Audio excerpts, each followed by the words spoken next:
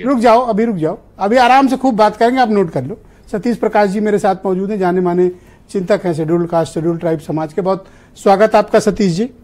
आप लोग को ऐसा डाउट क्यों होता है कि भारतीय जनता पार्टी अगर मेजॉरिटी के साथ आती है, मोर देन 400 सीट्स लाना चाहते हैं या पाएंगे तो संविधान को खत्म करेंगे, आरक्षण खत्म करेंगे, चुनाव खत्म करेंगे, इस तरह का मसला क्यों हाइप क्रिएट हो रहा है? और इस मुद्दे को मैं देख रहा हूं इंटरनेट मीडिया में तो बड़ी जगह मिल रही है, क्यों? नहीं, देखिए ब्रजेश जी, संविधान को लेकर के आरंभिक अवस्था से लेकर आज तक कहीं ना कहीं आरएसएस नकारात्मक व्यवहार है।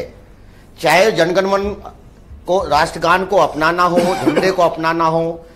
नागपुर में झंडा पहुंचने में इस देश में लगभग 50 साल लगे। दूसरी बात, बयानबाजी की बात नहीं कह रहा हूं, बीजेपी सरकार के आर्थिक सलाहकार बाकायदा बयान जारी नहीं करते, संविधान क्यों बदलना चाहिए उसको लेकर के एक बड़ा आलेख लिखते हैं। और जो आरएसएस के मोहन भागवत जी कहते हैं, जब बिहार में चुनाव होते हैं तो बाकायदा एक बड़े मंच के सामने और वो 20 मिनट तक जो है कहीं ना कहीं आरक्षण खत्म करने की बात करते हैं। 400 पार का जब नारा आता है तो कर्नाटक में एक बीजेपी के बहुत बड़े लीडर है, उनका बाकायदा ये दावा है, वो लोगों से अपील करते हैं कि मोदी जी को और बीजेपी जी को अगर आप 400 सीट जितवा करके देंगे तो हम संविधान बदल देंगे। बीजेपी के जो राम हैं मेरठ की धरती पे बाकायदा खड़े होकर के कहते हैं कि हमको इसलिए जताइए ताकि हम संविधान बदल सके। लल्लू सिंह भी नई चीजें हैं, बहुत सारी चीजें हैं, ये एक दिन का मामला नहीं है। निश्चित रूप से देश के प्रधानमंत्री जी आज बचाव की मुद्रा में हो सकते हैं, लेकिन अभी उन्होंने इन लोगों के खिलाफ कोई कार्रवाई नहीं की है। अगर बीजेपी ऐसे लोगों के खिलाफ कोई कार्रवाई नहीं कर रही है, इन्होंने आर्थिक जो सलाहकार थे उसको नहीं हटाया था, बाकायदा जो भी लीडर है वो आज भी बयान देने से पहले भी बीजेपी में थे और बयान देने के बाद भी बीजेपी में है, तो इसलिए मुझे तो शक है कि कहीं ना कहीं ये मामला घोटाला है, इनकी नीयत है। रही बात आरक्षण को लेकर के, तो आरक्षण को लेकर के कहीं ना कहीं बीजेपी का नजरिया पहले दिन से ही संदेहास्पद है।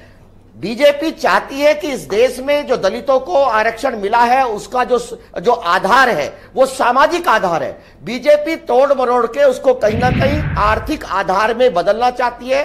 तमाम बीजेपी से जुड़े हुए संगठन और तमाम बीजेपी के बहुत सारे लोग सुप्रीम कोर्ट में, न्यायालयों में रोज पिटीशन दाखिल करते हैं और वो ये चाहते हैं कि कहीं ना कहीं संविधान का जो आरक्षण तो का जो मुताबिक ये इस तरह के स्टेटमेंट देकर टेस्ट एंड ट्रायल होता रहता है ताकि नब्ज पहचानी जा सके। 100% ब्रजेश जी, 100%। देखिए सुनिए, हिंदुत्व का मुद्दा चल नहीं रहा, निश्चित रूप से कहीं ना कहीं एक माहौल को गर्म करने के लिए ये आपको कैसे पता कि हिंदुत्व का मुद्दा नहीं चल रहा है?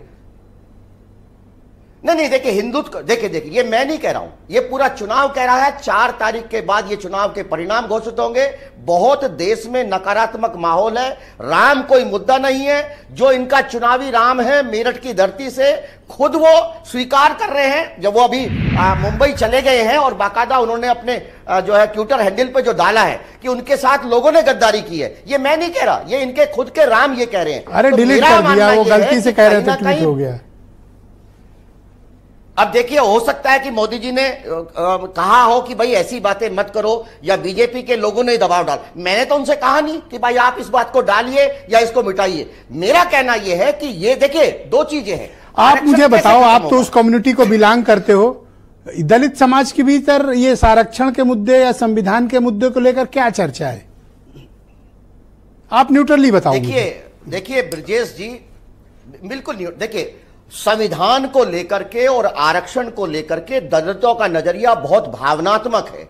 दलितों के जीवन में जो भी परिवर्तन आया है वो कहीं ना कहीं संविधान की जो शक्तियां हैं, जो बाबा साहब ने एक संविधान बनाया, उसको ये लगता है, इस देश के दलित को ये लगता है कि उसके जीवन में जो सबसे पवित्र कोई चीज हो सकती है वो संविधान है। क्योंकि अगर आप देखेंगे हजारों साल से तमाम धार्मिक व्यवस्थाएं रही, लेकिन उन धार्मिक व्यवस्थाओं में उसको न्याय नहीं मिल पाया, सोसाइटी का हिस्सा आपके मुताबिक दलितों के बीच इस मुद्दे की काफी चर्चा है। 100% हर व्यक्ति इस बात को लेकर के चिंतित है। तो जो प्राइम मिनिस्टर और गृह मंत्री ने ये एकदम साफ कह दिया कि स्वयं बाबा साहब आ जाएं तो भी इसको चेंज नहीं कर सकते हैं, उसके बाद भी ये चर्चा है। नहीं हो सकता है ना कि देश के प्रधानमंत्री ये भी कह दें कि अगर बाबा साहब भी आ जाए तो भी संविधान नहीं बच सकता।